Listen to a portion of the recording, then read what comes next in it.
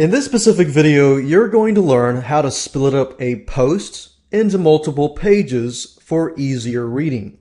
Imagine you go to a WordPress site and you see a very, very long post. Most likely you're going to get overwhelmed, you're going to exit the site, and you're going to find other data unless that content is really, really appealing to you. The key here is to avoid overwhelming your readers. And if you can do that by giving them in bite-sized chunks your content, then you will have a higher stick rate. The same with videos. People have a shorter attention span. So that's the goal here, is to take a long post and split it up into bite-sized chunks. Now, this solution is actually built into WordPress. It's just not publicized very well. And this example is what we're trying to achieve. So we can break up a post into several pages, and as they read along, they can click to the second page and third page and so forth. To do this, you will need to copy some code into your single.php file that is within your WordPress theme. So let's go ahead and do that right now. Let's go to the WordPress dashboard and go under Appearance and locate the editor.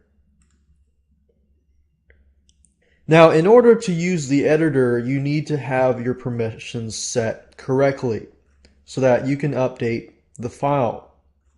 If you have any problems in any way, then you can open the FileZilla FTP program and then access the single.php file under your wp-content/themes/ whatever the theme that you have. You can edit that and then copy this code into that PHP file. And I'm going to show you exactly what you need to copy into that file. So right now I'm going to locate the single.php file. So I'm going to do a search for single.php. And we want the exact single.php. Some files will have the word single.php in them. However, we're looking for the single post, this right here. So click on this and scroll all the way down to the bottom. Now, you don't need to know web code, PHP, or anything like that. Just simply watch how I do it and you're going to see how easy it is. At the very bottom of your single.php file, you can actually copy this specific code.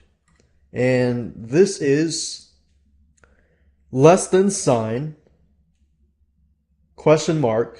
$PHP space WP _link _pages open parentheses and close parentheses semicolon space question mark and greater than sign.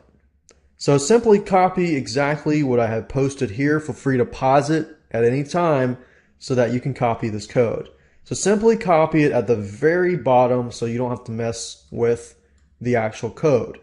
Doing this, you don't need to know any web code. So do that, click on Update File, and we'll just make sure that the file has been updated, as you can see here. And you can do the same thing with FileZilla. Open the single.php file on your computer. Do the same thing that I did here. Save it and then upload it, if that's the avenue that you want to take. Once you're done with that, you're pretty much done. Now all you need to do is go on over to a post, and I'm going to create a brand new post so you can see everything in action.